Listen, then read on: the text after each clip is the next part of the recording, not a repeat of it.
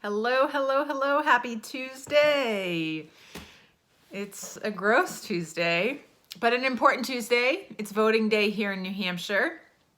So if you are in this fine state, please don't forget to vote.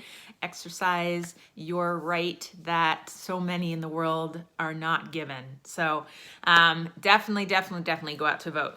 But what I wanted to do is hop on here today and talk a little bit about showing up authentically around new people, right? And it made me think of this because I am constantly being surrounded by new people in networking and just in business in general. That's what I do. I like to meet new people. I like to be in new circles, meet new spheres of people.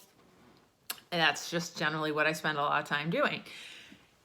And I had this great conversation the other day about showing up how you think people want you to show up and how you show up genuinely being who you are. And I thought it was really powerful because somebody was like, oh, I really like your genuine energy.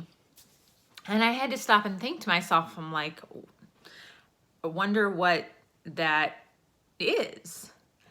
But it reminded me that, oh, good, okay, so that means that what I'm doing is I'm showing up in a space of genuine energy. I'm being myself around people that I may be meeting for the first time, which is a good thing. But you may say to yourself, oh man, not me, I can't do that. That sounds really, really scary. And I don't like meeting new people. And what if they judge me? And all kinds of things, right? Hear you, sister. Hear you. That's a real thing. I get that way sometimes too.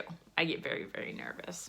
So I wanted to list off maybe some tips and tricks that might help you the next time you're in the presence of new people and feeling really shy.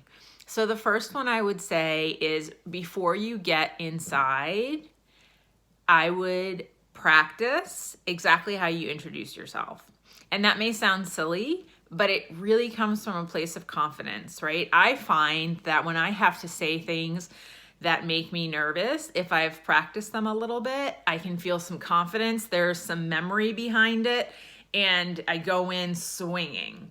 So if you know you're going to be in a situation where you have to introduce yourself to somebody for the first time, maybe take 5 or 10 minutes and come up with what you want to say for 15 seconds. That is very short amount of time. It probably sounds like a really long amount of time, but it's not, I promise. 15 seconds is not long.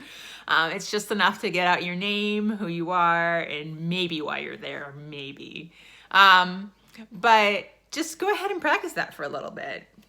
Hey, I'm Anna Hayes Harless, and I run Harless & Company, a company focused entirely on female empowerment.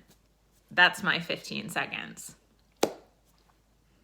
But I've done that so much now, I can spit it out. It's not a big deal. But the first few times I went in and did that with people, I was like, shoot, I don't know what I'm going to say, or this doesn't come out naturally. And so it takes practice. So practice those things so that you have some sort of muscle memory to it.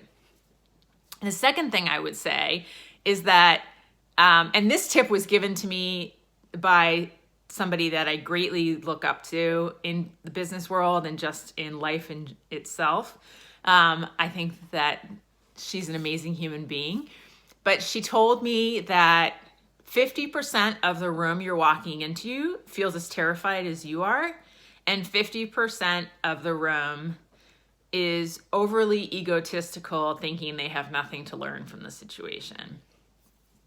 And that really resonated with me, right? Because for so long, when I was first getting into rooms that I wasn't familiar with, I would think to myself, I am the only one here who is this terrified of speaking or of just being here or of saying that I'm new to business or, whatever I was there to do. I felt really exposed. And I can imagine that there's women on here watching this who have been or are in similar situations. And how do you go about working through that?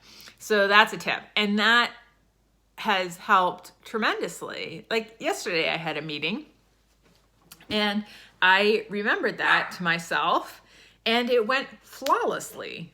And it really, really, really helped. And so I really think that's a good tip. So keep that one in the front part of your brain.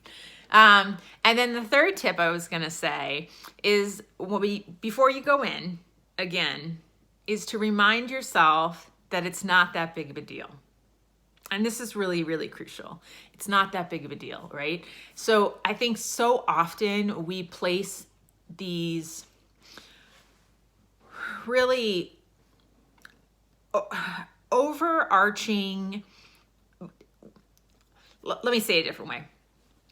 We make a decision that what's about to happen is going to make or break X, Y, or Z.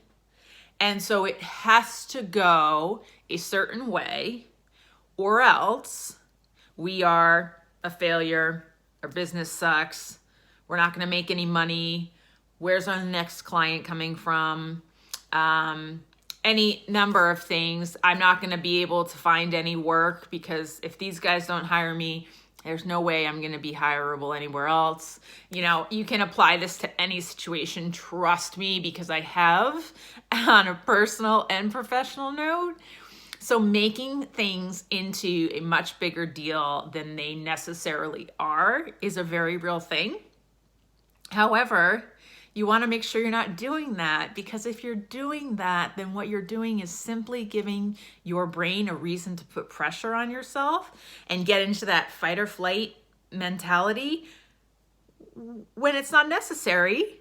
And when you're doing that, you're actually preventing yourself from thinking on your feet, from remembering that muscle memory you've practiced, and from staying cool, calm, and collected and ready to remember that there are other people in the room that are anxious and nervous too.